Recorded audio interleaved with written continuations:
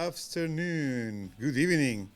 This is David Alvarez. Welcome to another edition of Futbol En Vivo, episode 14, season 2. Futbol En Vivo include deportes.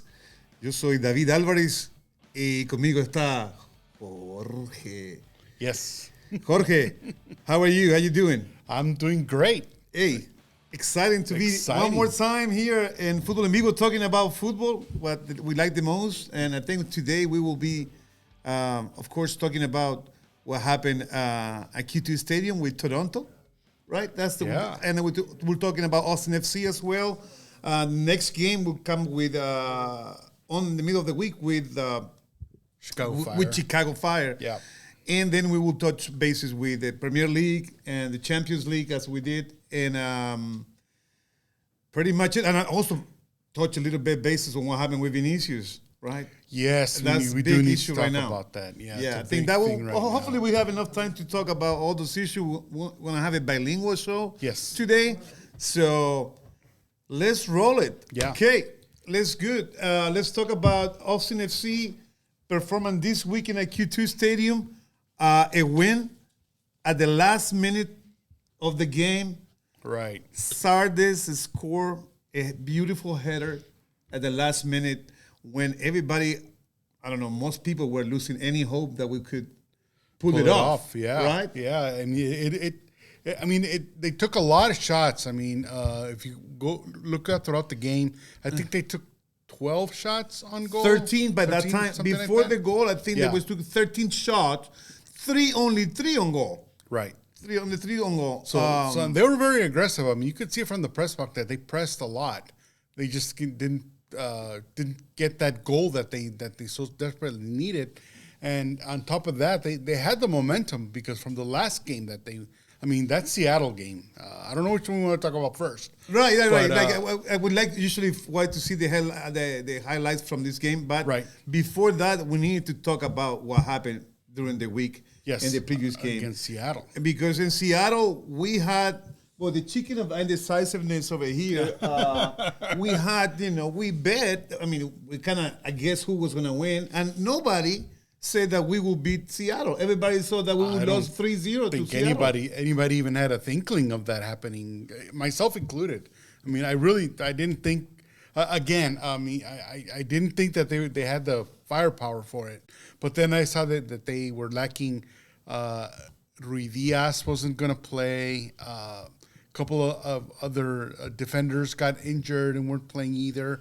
So they suddenly, I think just before the game, I had a little bit of optimism that they could get a result. You had optimism, but and then when I saw the lineup, something that I've been saying, and I put it on Twitter, that I've been saying for weeks and weeks and weeks. Yeah. If they start Finley alongside Sardis, good things are going to happen. And what happened? Not only did Austin FC get a win, Finley scored and Sardis scored. Ooh.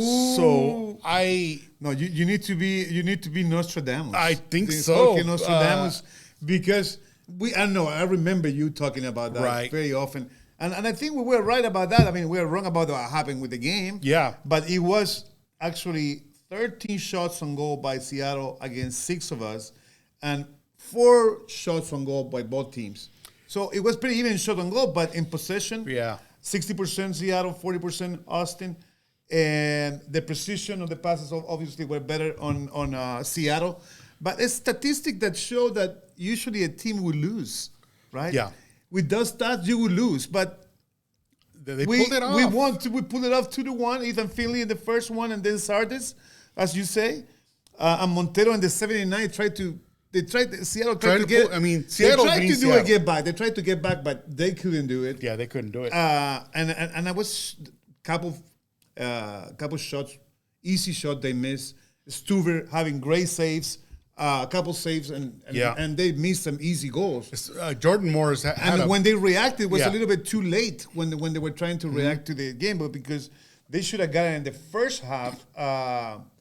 But that Sardis goal, I think, it was kind of late, 57 minutes. It was hard for them, but I thought they were about to, because I couldn't believe it. I was like, this is really happening. Yeah, I was kind of shocked. We're keeping it. Yeah, I was oh my God, shocked. This is happening. Yeah, and it's not happening at home. And then when they went up 2-0, I thought, what is going on? Which team is this? Yeah. But I mean, I'm happy for the team. Obviously. Yeah. Obviously, that now in retrospect, we saw that was a momentum changing. It changed direction of the team. I think. Yeah. One other thing that I did note is the lineup change. I think mostly out of necessity. They had 3 defenders in the back, which is also something that we kind of been talking about. Yeah, a change in formation, and that seemed to ease up a little bit more because they were able to put 5 men forward as in the midfield, and then I think 2 in the front or 3 in the front. Right. So it was a 3-5. Basically a 3-5-3. Yeah, it was, and then I think what was important about that game. I mean, even though nobody expected to win, I mean, probably not even Wolf expected to win over there. No, not really. But was the moral power, the moral strength of that win, the fact that give the confidence to Sardis, yes, that he didn't have before. Yes, and I think that's how important that game was. That win put obviously the team together. Whatever broken. We mentioned that there must be some problems because the goals are not coming. It's blah blah blah blah. But things get together. They got together, and then we have to perform this week against Toronto. Maybe now we can watch the highlights. Let's watch the highlights of that for the Toronto game. Not much highlights except the goal at the end, but. Yeah, I mean, it's important. It's important for what it meant. What the lineup is, the changes on the lineup, right? And you have Lima staying there, Gallagher, and both sides. Pretty much those guys in the middle that are always they are a security, and there we go. Couture statement. They said there was not full, but it's always full. It's always officially full. So it's always a sellout. So. Yeah. 43rd, I think. If I'm mistaken. The first few minutes were like was a great run by Lima. Lima ran from the middle, give the pass to Urruti. Urruti put it right on the post. Was the closest? The keeper was beaten. Sean Johnson, who's the men's national team. He was beaten. He just a little bit off. How attacking Lima was because he not only gave the pass to Urruti, he was there just for the bounce, and he didn't get lucky with the bounce. Yeah, it just went back. Yeah. I mean, but you have to say, but those, I mean, you have to take those shots. And Urruti, to his credit, took a couple that were very close, and including that one. But this was Pereira was really off. I mean, I think it was. It was really off, and not only that, but he had Urruti next to him. Right. And I think he did it twice. He did the same thing the second half. Right. But this time he put it on the box. But and just the highlight that we just saw was Urruti getting a yellow. And it was a pretty physical game. Another yellow. Very physical game. Another yellow. There's another yellow. They kept trading a lot of yellows back and forth with Toronto, and I think we're probably going to see the WWE takedown that Mark Anthony Kaye took on Sefian Jafal. Sofian. Yeah, that was. Okay. I mean, we were kind of surprised that wasn't more than just a yellow because we saw some of the pictures on the internet and everything. Kai took him down from the shirt. Hey, it was very physical, and I can tell you that was the only thing they have. I don't think these two guys are too physicals. But too big, they're huge. Yeah. But that's the only closest. And here's another yellow. Another yellow, but I think the defender should have been more than that. He was off. He should have won that one. Yeah. But this one, I think, was 58 minutes. This is the Pereira one that he put it on he put it on the box this time. But not much intention when you have Urruti next to you. You should have given it. Yeah, you should have passed it to the side. He doesn't have the shot. You already keep trying. It's not America trying to beating Guadalajara. You keep trying to shoot from outside from 25 meters. It's like, if you don't have it, don't do it. But anyway, I think it was just trying to surprise. And I say that there was a little bit of a handball over there. Yeah, it kind of got out of the way. We wasn't too upsetting. But great subs. Rigoni came in. Those were great subs. Absolutely. Sardis came in. Yes. So they put everything to the fire, everything to the grill. And I think it was the first time that Rigoni came off the bench. Yeah. This is the first time he didn't start a game. Right. And he had a little, and he has a good, nice free kick that tried to beautiful free fool kick. everybody, and he put it on the first post. Bit off. First post, pretty close. And he had it looked like he had a lot of energy. I think, again, because it's going to be a Wednesday, Saturday type of situation for the next couple months. So they'll probably rest. Wolf was probably trying to rest Rigoni a little bit here, which is why he didn't start. And then Lundqvist took a shot here that was very high velocity. 87 minutes. Bit off. He did it last time. Remember, last two games, he had that very beautiful shot that with the tres dedos, we call him, with the outside. I think the thing with Lundqvist, he's getting a little more comfortable on his role that he's playing. But that was a great shot. 4 minutes to go, and we have 63 possession. Yeah. 15 shots on goal. I mean, and only two shots on goal. Right. And this was a huge error by Toronto, and great for Lima that got that piece. And Cascante interrupt the goalie move, and Sardes scored a beautiful He could have got in the way. I mean, Nick Lima is a little bit underrated, I think. He has really good shot selection. I think for me was Lima's game. I mean, he plays so good this game. And to be able to shoot that ball towards net with his back to the net. I tell you, he was involved in the only two shots on goal that we have entire game. Yeah. It was Nick Lima. Yeah. And it was a great save by the goalie right there, but he couldn't move because Cascante fell over there. He fell, it's obstruction. Got in their way, and that goes to show. I think it's something that both Wolf and Zardes, when he was in the scrum after the playoff after the game, that as strikers, and Wolf being a striker in his career, knows that sometimes there's ebbs and flows to your game. And sometimes there's droughts where the goal just does not want to go in. And you would just keep trying, and finally it looks like the momentum fell to them. Zardes has 2 goals in 2 games already. He was named to the MLS Team of the Week.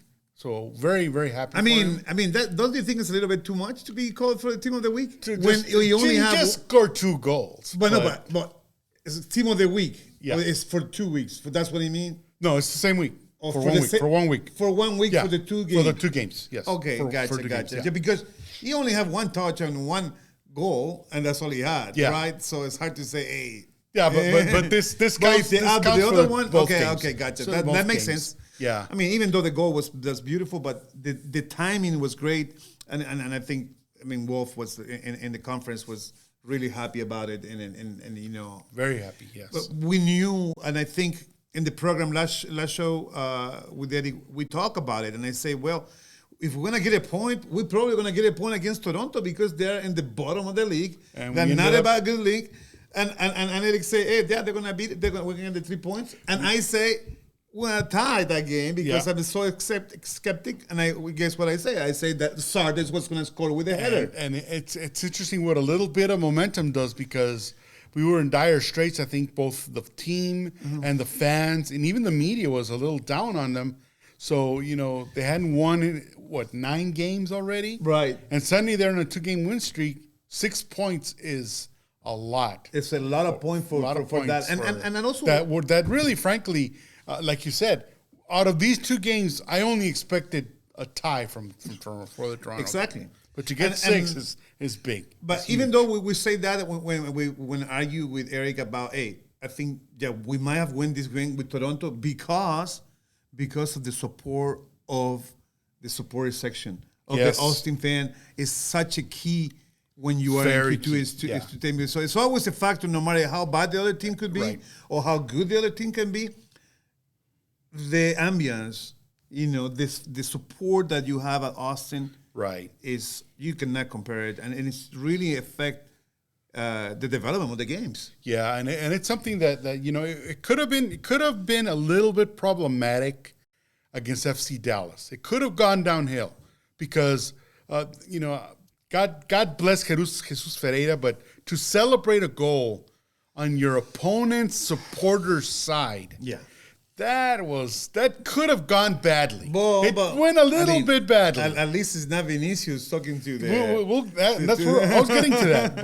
But but like Yeah, I know what you mean. But your point. it's something that Zardes said that that's one of the reasons he came to Austin FC, because he enjoyed the atmosphere that is provided. And I think he said it. He said it in the interview. Do we have that interview with Zardes? I don't know if we have it, Jerry.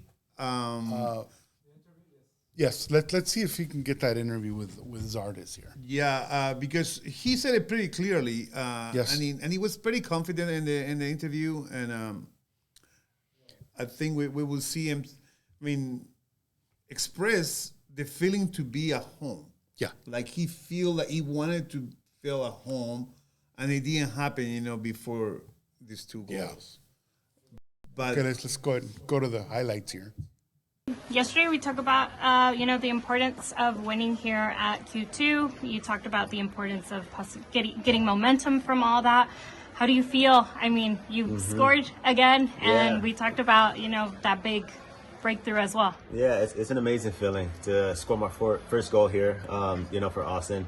I talked about making your home your fortress, and just to get the win, it's important. We strung together 2 wins. Let's see if we can keep it going, because like I said before, you've seen in previous years that if you can get 3 wins, 4 wins in a row, you propel yourself so far up in the standings, and teams are starting to pull apart from each other, so it's important to start getting results. How satisfying was it, in a related note, to your first start in an MLS game? No, I think it was amazing. I think it was great. I really wanted to experience Q2 as a starter, and I think getting that chance right now was a great feeling, and get a win on top of that, it was a perfect night for me, for sure. Yeah. Ahí está, and Sufyan, I mean, he one of the least paid players in the roster, and he had a great game. He really did have a good game. I was a little bit surprised that he got to start, but again, like Josh Wolf keeps explaining in the press conferences, there's a lot of games that are going to be played this month. So there's a lot of guys that need to step up, and I think Jafal really stepped up. He looked like he got into the heads of some of the Toronto players, especially Mark Anthony Kaye. Like I said, what a takedown! I'm surprised we didn't have the highlight, but that was a wrestling move if we ever saw one.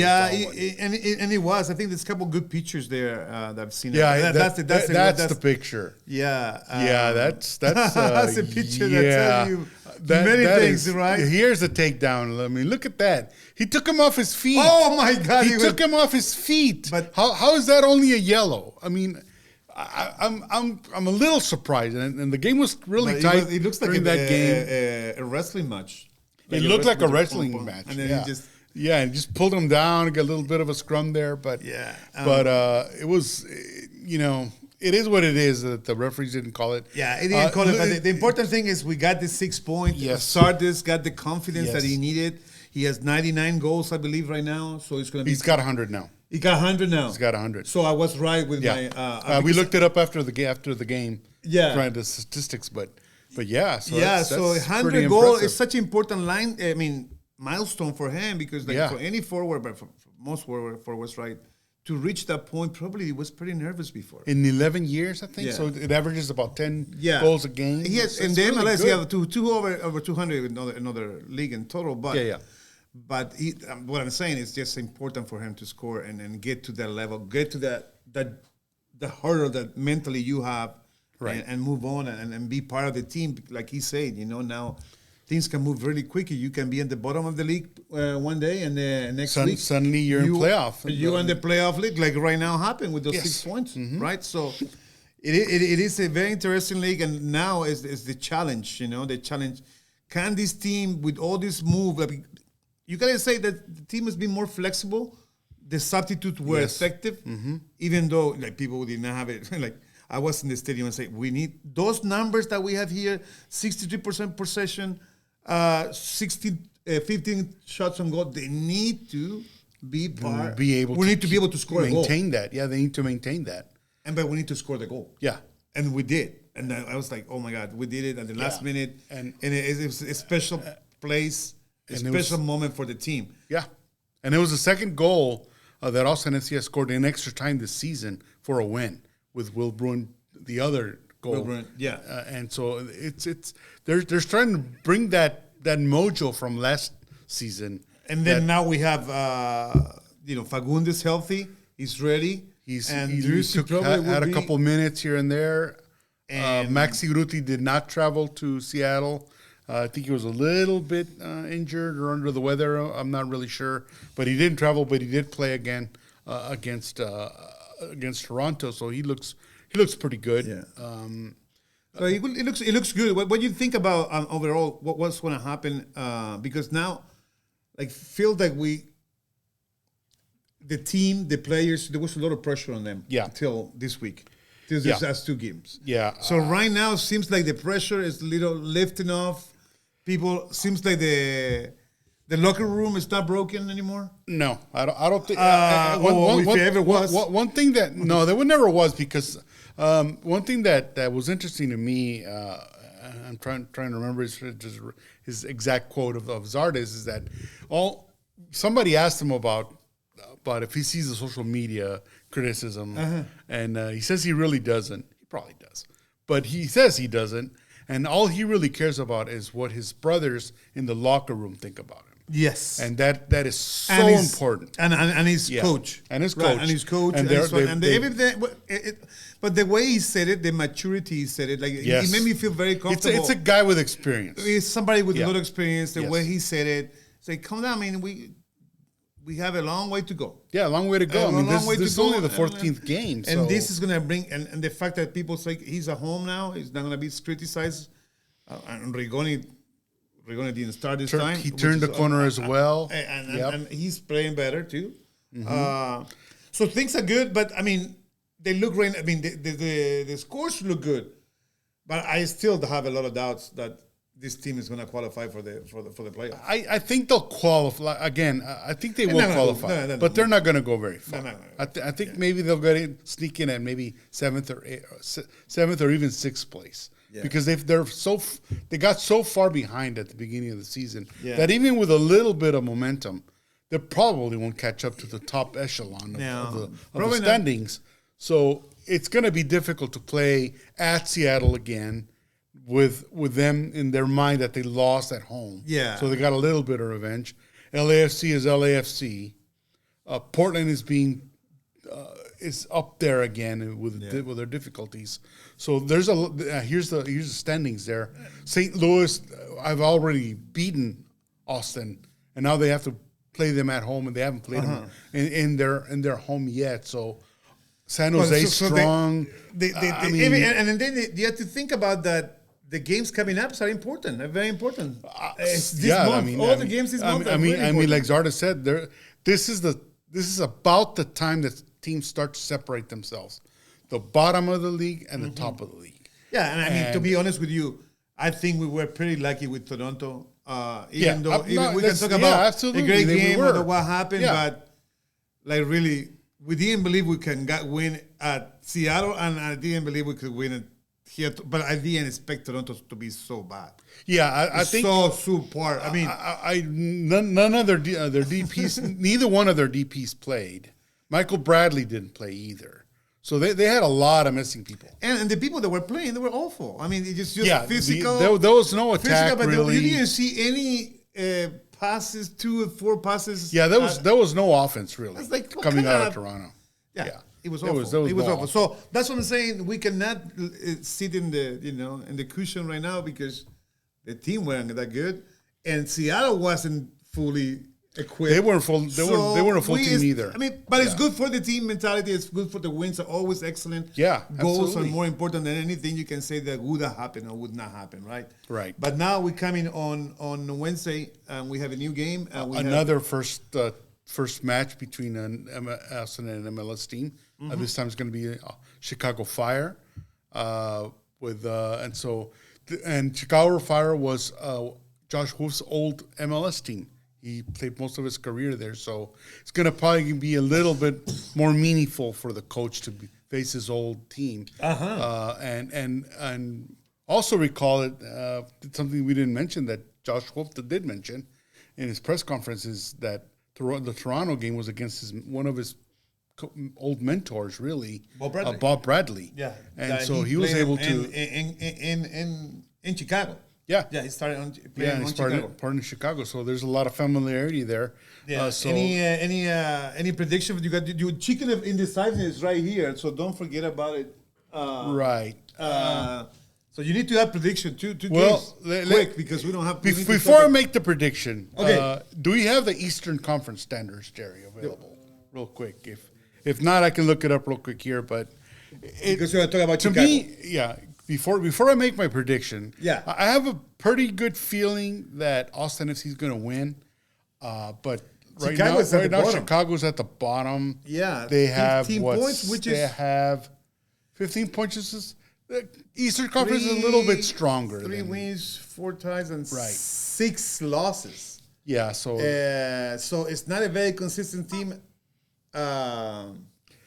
But they just play Atlanta Yeah. in an awesome 3-3 game this weekend. yeah. 3-3, and Shaqiri was playing really good. He really was good. He was playing very good. Yeah. And they have one player, they got a red card. Yeah. Red card, and with the red card, they scored 2 goals. Right. So- So they know how to win. They know how to pull out a result. And they know how to put results. Yeah. I mean, the team seems like it is in a better position than Toronto is. Oh, definitely. But again, they have to travel here. And like we said, with the atmosphere that's happening, I think Austin FC will pull it off. I think they'll win 2-0. All right. 1-0? 2-0. 2-0. Okay. 2-0. So yeah, I say I think it's gonna be. I think that we're gonna win in penalty kicks.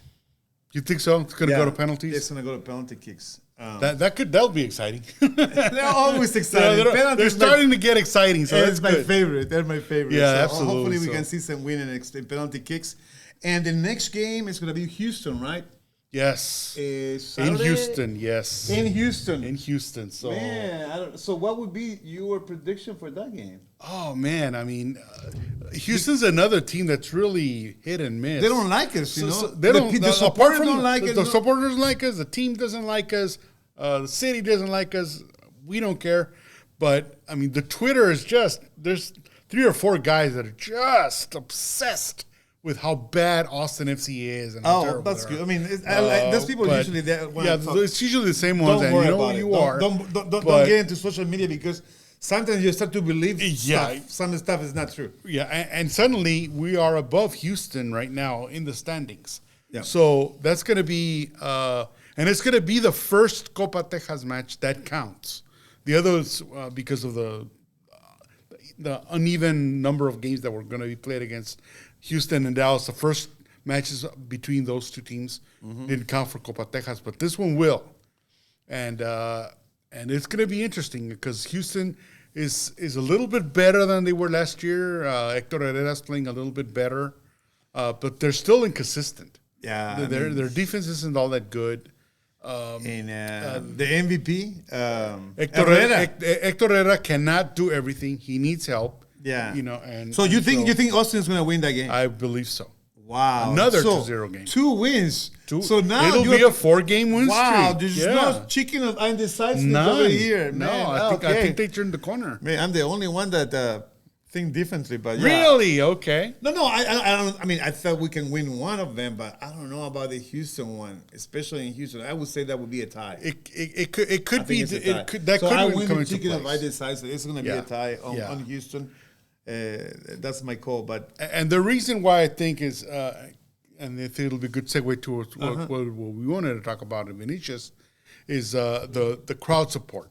yeah, Q2 is unmatched in the crowd support. You saw the Groot Tifo. I mean, that was amazing. It was so amazing that as my friend Tony Cardoni said, people think that that they had to pay for it. It's such professional grade. oh really? If you look at all the tifos that Austin FC Austin FC fan groups have produced, I don't want to misspeak here. They're all very, very, very good. Yeah. Excellent. Yes. And I've been a part of a couple of those tifos. Oh, wow. They hire an artist. Not only really hire, he He volunteers Wow. to kind of lead Well, the that's- group, but everything's done by hand by supporters. Wow. There is no money exchanged, nothing's paid here, nothing like that. For It's- love of it's the for love the of the love team. of the team. Wow, I that's mean, that's impressive. It's yeah. impressive, and I'm sure we're gonna have much more tifos coming up. there's like gonna this be one. there's gonna be tons, yeah. And people is gonna volunteer to do that too again. and that kind of support, does nothing but motivate the team to play even better. And Wolf said it. He said it in the conference. Like, Yes. it is a huge factor. It is a huge factor for us, and it's a huge factor for us, the supporters too. Yeah, absolutely. Because we feel that we can do that. I mean, obviously, one day we didn't do it. That day was the Violet AC day. That was my biggest disappointment ever at Q Stadium because the people was there. Yeah, Supporters were there. The team wasn't there. The team wasn't there. The supporters were there. Didn't provide. I mean, Yeah. it was too deep a hole to El dig out. Desastre Violeta, the Violet disaster. Yeah, this is going to take a while. It's to the live one we that need down. to remember forever and learn from it. Yeah, right. learn from it, yeah. Do not play with the second string team with any cup. Just always go play with the first go team. with the best team, yeah. Yeah. And so, but that goes into the segue about what happened in La Liga over the weekend. Okay, what happened in La Liga this weekend? For those of you that didn't know, it's been all over the news and social media about the racism that happened in that game with Real Madrid and Vinicius Jr. And Which is a theme that we in Futbol En Vivo we usually talk about. yes, because and I thought it was particularly egregious because it wasn't just one or two people that did the chants. It was the whole stadium. And that was bad. And usually you see In Valencia? Yes. And sometimes you see that percolating, especially in Eastern Europe. I think they're a little more prone to those Usually kind of there's errors. two Italy, some teams in Italy and Spain are but known Spain, for that. I was shocked. Yeah. To be honest. Even tell you the truth, in Argentina, you will see that too. My friend just came from Argentina. Argentina has that too. But not at the level of Spain. That was Spain has super reached a harsh. level like, well, Italy too. In Italy, we Yeah. see with Lukaku. We saw it with Lukaku. Yep. Right? Everywhere Lukaku goes. But now with Vinicius, it's like, come on, man. It's like, what do you want me to? Want the people to do? Say, what kind of what consequences do this action have? Right. In Italy, they barely have any consequences, and they try to. Do you see that? They try to blame it on Vinicius. They ban. Yeah, they tried to blame it on Vinicius. Like Vinicius caused the racism to occur. So please, no. And see, this is kind of a perfect thing. Yeah. Where's the referee here? Yeah. No, and the referee. He's talking to Benzema. Benzema has nothing to do with what's going and then on. the referee, then Ancelotti tried to talk to Vinicius. Yeah. To the referee. To the referee. Yeah, to the referee. Yeah, and the referee The told him, referee no, we did need to nothing. keep going. He didn't do anything. Nothing. I mean, And they waste time. They waste Vinicius time. clearly knew who it was, pointed them out. Nothing happened. No. They were these fans were allowed to stay like there. they're used to it. Instead of immediately being kicked out and banned for a year at least. Nothing happened. In England, that happened. I mean, in England, that would not happen. Yeah, that would not. In Germany, would not happen. It would not happen.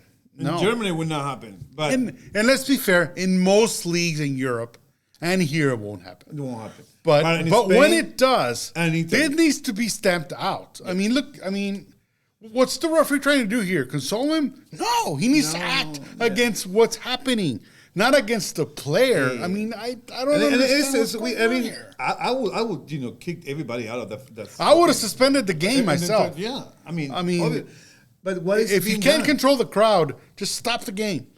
I mean, it's the end of the season. The teams already pretty much know where they're going to stand. There's Just consequences stop for the team. Valencia because, like, at the end, Vinicius told him, "You're going to second division now."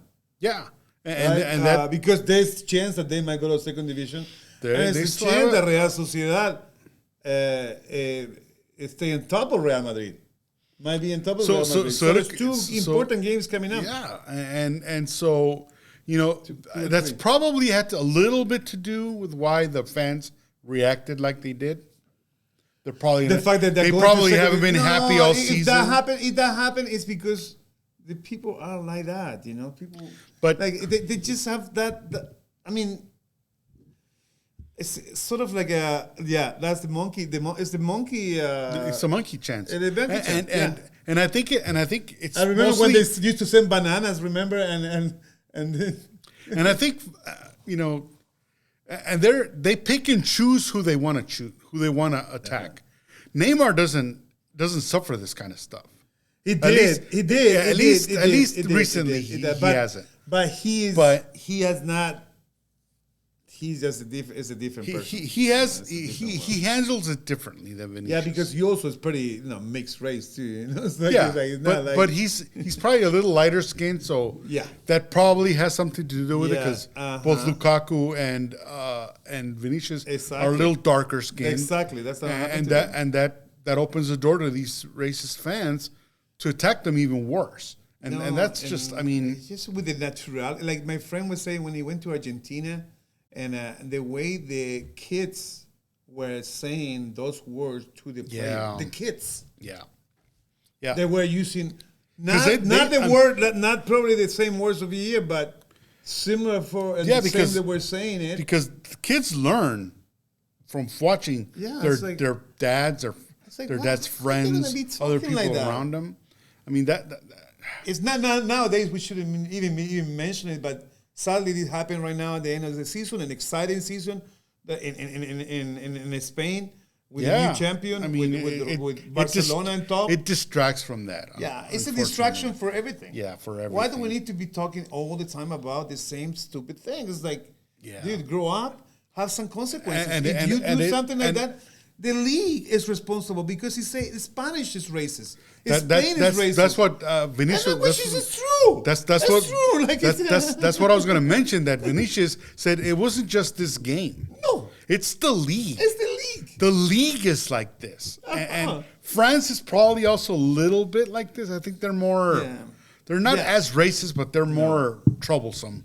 But no, this level of abuse is just a constant. I mean, it's just constant. Like the players have to grow with it. I mean, they just grow with it. And I know they have to have a little bit of thick skin. You get tired of it. It's like, oh, come on, dude, just again the same thing. You break. I mean, these guys are human. Lukaku happened to him. These guys are human. I mean, they humanize people. Yeah, raise some ignorance.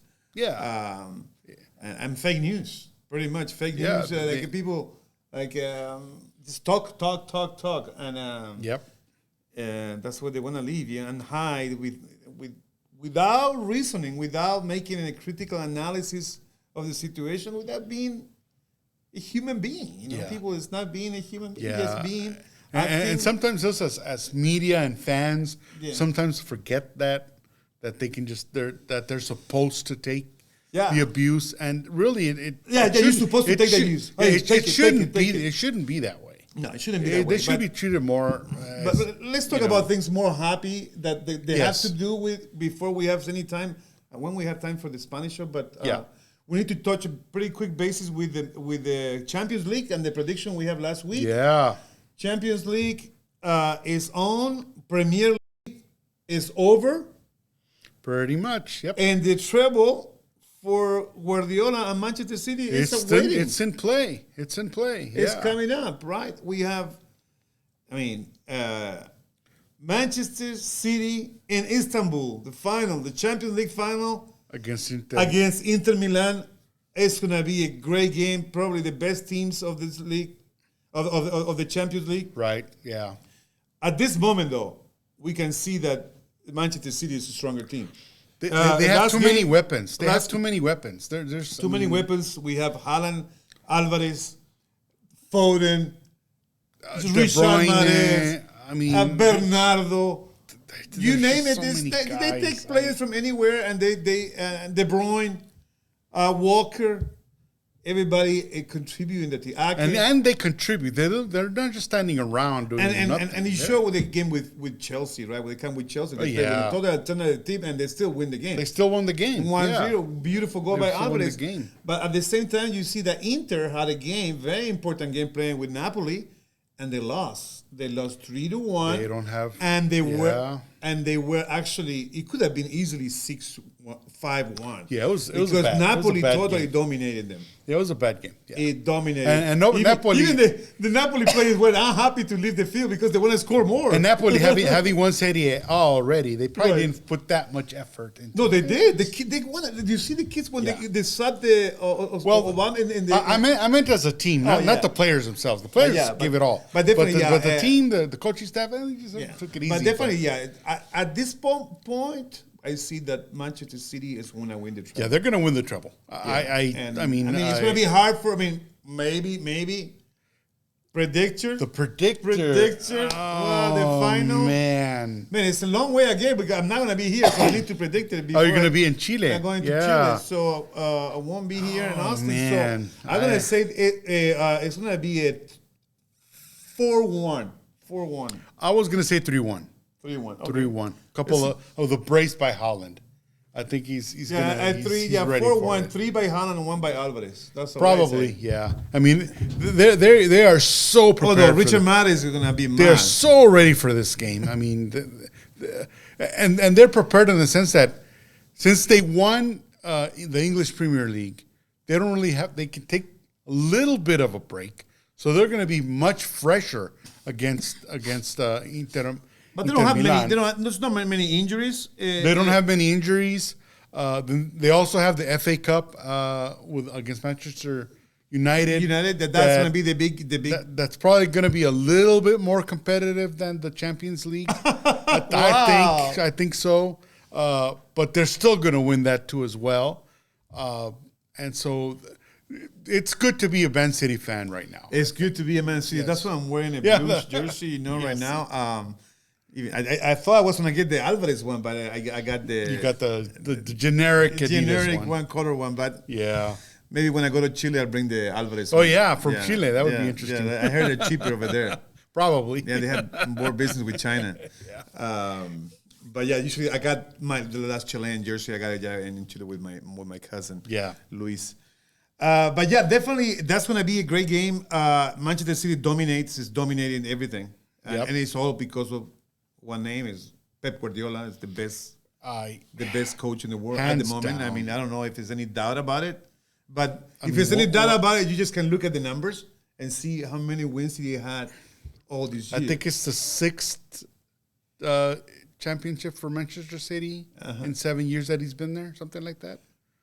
Boy, how many wins? I mean, he has 3 wins. 3. No, it's 6. It's for the 7 years that he's been there at Man City. He's won it 6 times, something like that. No. Are you sure? No. I thought it was something like because the first year was Mancini with Agüero. Then Pellegrini won the next one, so there's 7 in total. Oh, Man City. Man City's the one that's won. Yes, okay. Man City. But still, Pep Guardiola has continued the excellence of that team. Oh yeah, he continued the excellence of that team, and he transitioned way better than anybody. And I don't think the sky is the limit, but the sky will be in Istanbul next month. I mean, he needs to win that one because if he doesn't win it, that's going to be a little bit troublesome for what we're talking about. Right? Yeah. But that's exciting. Same thing in the Premier League. What do you think about the Premier League? I mean, deserve to win? What was the Manchester City should have won? Who for you was the up-and-coming player on the Premier League this year? Oh, definitely Holland. Obviously. I mean, his first year, he for whatever reason, he faced a lot of criticism from a lot of pundits saying that, Bundesliga is not the same as English Premier. He's not going to do as well, and blah, and blah, first blah. year, the first year. And what did he end up doing? He broke the scoring record. Nobody was able to stop him. Alan Shearer was very worried about it. The only one that stopped him was himself when he was injured for a couple of games here and there. But imagine and he went through some ineffective games here and there. But overall, he showed up. He showed up. No, he definitely what he did. Yeah, and the amazing thing is that without him, the Man City still goals. They probably still could have won. Yeah, they probably still could have won. It's like not depending on one player playing the entire team. They have the system. And they have a system already set up, and you can see the pressure they keep. it's just suffocating pressure with precision. You know, it's a precision and suffocating pressure, physical all the time. And Guardiola is always talking to the players and always making a good decisions, especially in this. I mean, and he improved, and he never always have the same player, but you know, he modified. He just know exactly what to do. I mean, it's just an impressive way to coach. Yeah, it's a good example for all other coaches, right? And now we have coaches like that. Bielsa, I would say, I would always think about Bielsa being his mentor too. Mm-hmm. And now Bielsa is going to be the new coach for the Uruguayan national team. So likely Marcelo Bielsa is going to be making it. There is Pep Guardiola, the best in the world. I mean, he has the strongest mentality. You know, he was able to get rid of Ibrahimovic. Remember, he didn't want to have a team. He didn't want to have trouble. So he knows he got rid of the guys that could be trouble for the team. Yeah, even though they're so good, they could be. Remember, he got rid of Ronaldinho the first time. He got rid of Deco in Barcelona. He got rid of almost everybody, all the stars, and he made that team a champion of. He made a team of Europe. He made the champion of Europe. Yeah, and so I don't know if you want to segue into Spanish to talk about Liga MX. Yeah, I think we should do that. We should do that. Okay. Let's just thank you. We want to switch to our traditional format, Futbol En Vivo en español. Sí. When I switch languages, so if you are bilingual, good for you. If you're not, you can just read the subtitles, right? I think that's the way to go. Pero bien, los últimos minutos de Fútbol en Vivo, vamos a hablar, bienvenidos a una nueva edición de Fútbol en Vivo, episodio 14. Temporada número 2 aquí en Club Deportes. Yo soy David Álvarez y conmigo está Jorge Chávez para conversar un poquito en español.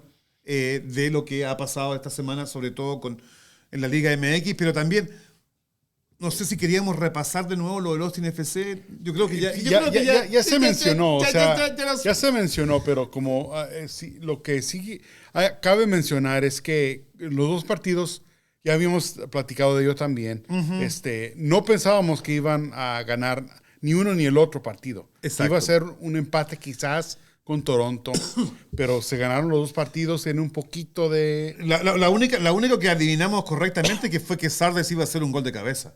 Eso sí lo dijimos en el programa, pero siempre dijimos que íbamos a perder. Yo dije, empatábamos el partido con un gol de Sardes. Sí. Y perdíamos con Seattle. Y no.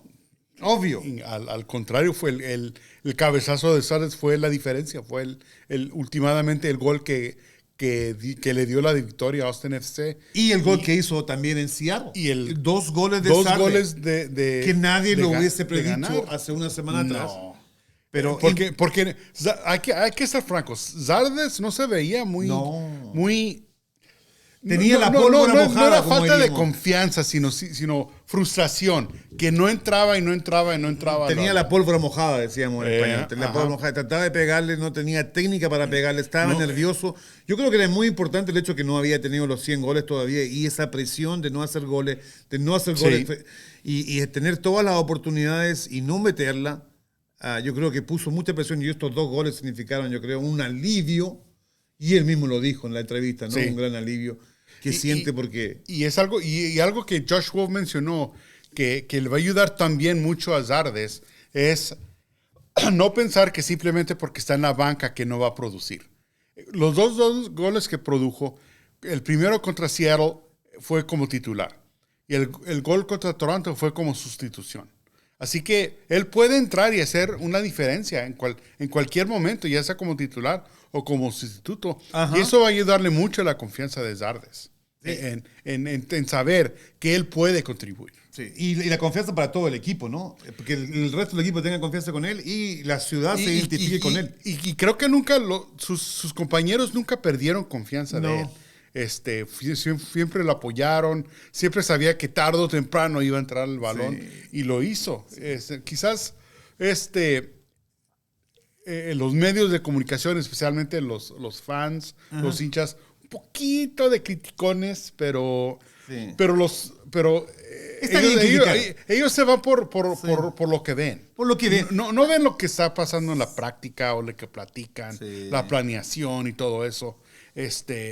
los resultados. A veces ven los resultados. Y a veces se los van por resultados. Y hablan, pero también muchas veces bueno, hay mucha gente que va al partido, que ve el fútbol, que le gusta seguir a Austin FC, pero no saben mucho de fútbol. No, nomás quieren estar ahí para la fiesta. Quieren estar ahí para ver los tifos de los Groot. tifos, para cantar y tomar cerveza, estar en la onda. Sí, me llamó la atención uno de los partidos que estuve ahí contra Violet, el de Violet again, que mis compañeros que estaban nada más preocupados de las canciones que del partido. Sí, el ambiente es un ambiente que... O las personas, ahí está el gran Groot, que hizo un escándalo mundial, ¿no? Todo el mundo se impresionó. Hasta el director de las películas de Guardianes de la Galaxia. Hasta también le gustó. Ahora parece que va a tener que ver esa película, porque no tenía idea quién era Groot. Sí. No tenía idea quién era. Sí, me tuviste que preguntar ¿quién es ese? No, pues. Pero es muy indicado el punto para la gente que sigue ese tipo de... Pero no, Austin FC definitivamente está en el camino, en un mejor camino que estuvo la semana pasada. Está en el mejor lugar. Ya estar en noveno, si no me equivoco. Y hay menos preocupaciones también. Porque estábamos llegando a un momento que no habíamos ganado partido. Un poquito de desesperación. Desde marzo que no ganábamos un partido. Bastante tiempo. Incluso ¿ya un año? Como casi 3 o 4 partidos que ni gol anotaban. No, así hombre, que estaban en muy mala racha. Horrible la racha que se acabó gracias al público, a los supporters, a la afición que le puso ganas. Y otra cosa que es digno de notar es que esta es la alineación número 14 en 14 partidos. No han tenido la misma alineación en todos los partidos que han tenido. Bueno, y eso creo que ayuda mucho a ver la flexibilidad, porque muchos se habían quejado que no hay flexibilidad y siempre tenemos que depender de los mismos. Tú lo viste que Driussi sí se lastimó, Fagundes se lastimó. Pero Rigoni no entró de titular. Lo importante es que, por ejemplo, ver a Rigoni no entrar de titular, para mí fue muy importante en el partido de Toronto. Digno de mencionar, sí. Fue el primer partido en toda la temporada que salió de la banca. Y se vio con mayor confianza. Se va muy bien, jugó muy bien. Se va con más confianza, porque cuando uno sale de la banca sale con más ganas muchas veces. Un poquito más, con más algo que probar. Exacto. Tienen que probar algo. Y los cambios que hizo Wolf muy bien, todos los cambios al final, al minuto 63, eran para poner toda la carne al asador y lo hizo. Lo único que no se veía, y de repente yo decía, no puede ser, pero con estos números, 16 tiros al arco, 16 tiros, 2 al arco solamente. 2 al arco. Quizás un poquito más tiros al arco. Pero con la posición bueno. del 63%. Sí. Y el otro equipo no tiró ninguna vez al arco. Cero tiros y 3 remates a peso. O sea, es un equipo muy pobre. Supo jugar contra ese equipo. Contra un equipo que era muy pobre en la ofensiva. Y por no eso tenían los jugadores. Y por eso yo creo que realmente no fue una buena prueba para nosotros, para el equipo, porque creo que una cuota de suerte. Tampoco contra Seattle. La cuota de suerte con Seattle, de que Seattle no la metió, y una cuota de suerte que nosotros sí la metimos en el y a último veces minuto, es lo que se necesita. Pero se metió. Un poquito de suerte. Exacto. Y la suerte llega con los números. ¿Sí? Porque los números decían que teníamos que hacer ese gol y lo hicimos. Así que muy bien por Austin FC. Ahora se vienen los partidos con Chicago Fire. Este miércoles. El primer partido en contra de ellos. El primer partido de la Copa de US Cup. US Cup. De US Cup. Y va a ser difícil. Yo ya pronostiqué. ¿Tú hiciste el pronóstico? 2-0. 2-0 que gana Austin. Y tú yo dije que ganaba Austin FC a Chicago Fire en penales. En penales va a ganar. Esa es la predicción del brujo acá de Nostradamus. Sí, pues a ver. Ya no fallo casi. No, casi. La semana pasada fallé poquito. Pero... En el Champions League le achunté a todo, pero bueno, no hay mucho que muy difícil, pero sí. Igual hay que decirlo. Hay que decirlo. Antes, porque si lo dices después, claro. Todo el mundo lo dice, pero si lo dices antes. Sí. Muy bien, así que yo creo que vamos a ganar el primer partido, pero el segundo partido dudo que tengamos. Contra Houston yo lo veo mucho más difícil. Houston no está en momento esta temporada han jugado mejor, pero han sido fríos y calientes. Pero no jugaron bien el último partido. Último partido jugaron bien, pero no consiguieron el resultado que quizás les hubieran gustado en muchos partidos. Pero Héctor Herrera está jugando muy bien, pero es el único que está jugando muy bien porque pues, la defensa no está ahí. Los otros mediocampistas, a veces... ¿Vas a ir a Houston? Houston. ¿Vas a ir tú? Sí, voy a estar ahí. ¿Vas a entrar en Houston? Wow, Sí, va a ser un tremendo partido, un clásico. Ese para mí ya es un clásico más que el Conde Dallas. Sí, aunque no quiera los Dynamo. Los Dynamo es más el clásico, está más cerca, son más antipáticos la gente de Dynamo y siempre están creando problemas. Sí, en las gradas y fuera de la grada. Exactamente.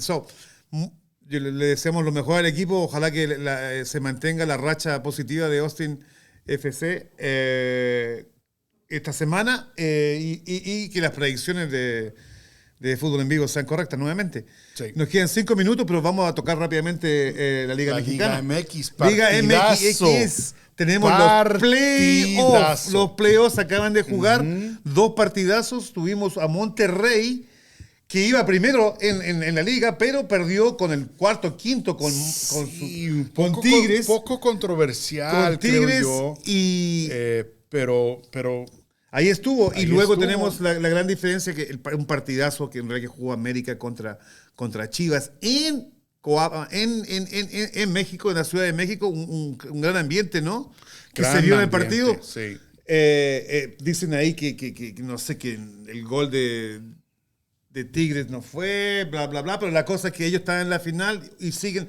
Llegaron. Y se da como una clásica, siempre están, uno de los 2 equipos de Monterrey están ahí arriba. Y la cosa es de lo que es de esta temporada de la Liga MX, es que probablemente son los 4 más populares equipos, no solamente de México, sino de Estados Unidos y México. Más que Cruz Azul. Sí. Yo pienso que más que Cruz Azul. Y especialmente en esta sección, en esa parte de Texas. Interesante. Digamos. Entonces, lo que es el partido de Tigres contra Chivas, todos sabemos que hay afición de los 2 equipos aquí. Aquí en Austin. Aquí en Austin, ese partido va a ser un partidazo. Yo conozco muchos fans de Chelsea que son fans de Chelsea y de Tigres. Sí. Y de Tigres. Son exactamente. Muchos. Y no es uno. Y va a tener mucho. Y conozco algunos comentaristas que le dicen que van a León, pero en realidad son de Chivas. Son de Chivas. No le digan nada. Y una cosa que. y va a ser histórico este final, porque por mucho tiempo América ha dicho que no, pues somos los que más campeonatos. Los que más campeonatos han ganado en la Liga MX. Tienen 13. Chivas tiene 12. Así que tienen una oportunidad de ganar su título número 13. ¿Tienen o tenemos? Tienen. Hasta que ganen, tenemos. pero o sea, saludo a mis familiares en Guadalajara, por cierto, porque casi todos son de Chivas también. Y fue muy emocionante. Yo vi el partido y me estaba arañando. O sea, estuvo un partido muy bien. Y fue interesante como lo planteó el Tano, porque me llamó la atención cómo tiraban de afuera. ¿Por qué tiraban América de afuera no estaban listos. Tiraban de afuera 25 metros y todos iban para cualquier parte. Y dije, qué raro. Lo que sí, no el golazo de Valdés, sí, eso. Sí, mi respeto. El cabezazo, pero increíble, pero el resto. Sí. Y en la roja, ¿no? En la roja y después ya. Perdió la cabeza. El español, ¿no? El español. Sí, el de España, o sea. Y él mismo lo reconoció después del partido, salió a la prensa y admitió que fue un error. ¿Sabes lo que me gustó mucho del Tano? Que dijo, renuncio, ya cumplí mi Fue una conferencia de prensa de 2 minutos. Yeah. Llegó, dijo que su equipo y él renuncian, adiós. Ya. Se acabó. No explicaciones, nada de preguntas, nada. Nomás se fue. Y es que no podía defenderse. O sea, aunque no pueda defenderse, no importa. O sea, es tomar una decisión así cuando no se cumple el objetivo. Sí, cuando no se cumplió el objetivo. Mis respetos. Pero lo que es del partido, simplemente no preparó a su equipo. Tener una gran ventaja de poder jugar en el Azteca contra tu rival Y la altura, hasta con la altura. Que no están menos acostumbrados los sí, otros, ¿no? o sea. Pero y también todo el kudos para el entrenador de Chivas, ¿no? ¿Serbio? Serbio. Es serbio, ¿no? Sí. O sea, y él sí los preparó. No Dejó él que... ha estado con una certeza, la seguridad que le ha dado a Chivas. Chivas Estaba pésimo por mucho horrible, tiempo. no. Por mucho tiempo. Sí. ¿Y qué diferencia hace un técnico? Interesante lo que hace un técnico. Un técnico te puede cambiar el equipo y lo pueden ver en cualquier parte del mundo, ¿no? En cualquier parte del mundo, un técnico hace historia. Entonces, ¿tú quién defines, cree que gana el partido? Uy, va a ser interesante porque... Ahí está la... Sí, esas son las fechas de... Las coincidencias. Sí, interesante. Chivas 3-7, Chivas. Wow.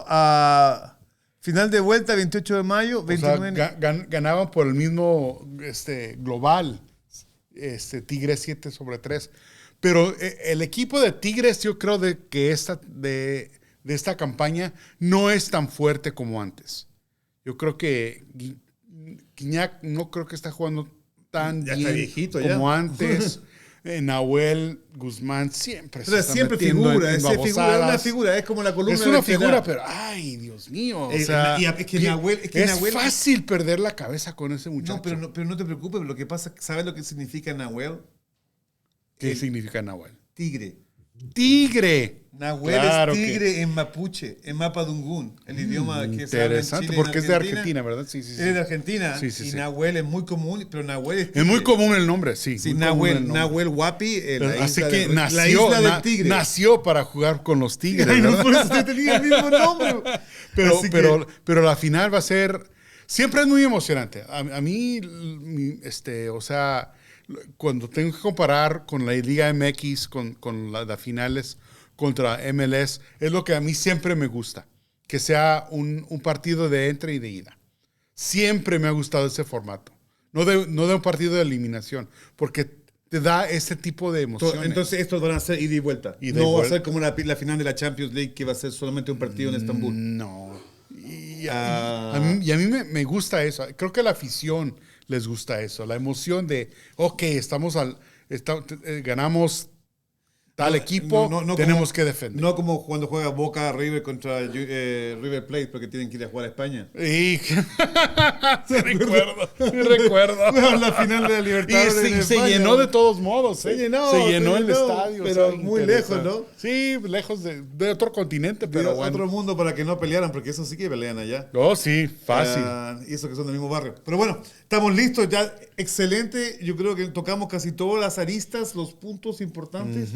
Y esperar el miércoles, ¿no? El nuevo partido de Austin Miércoles, FC nuevo partido. con Chicago Fire. Y nos vemos allá. Y un saludo para todos. Un saludo para Eric, que nos vino esta semana. Que se recupere. Que se recupere. Y gracias por estar con nosotros, con Jorge, David Álvarez. Y una vez más aquí en Fútbol en Vivo. Nos vemos la próxima semana.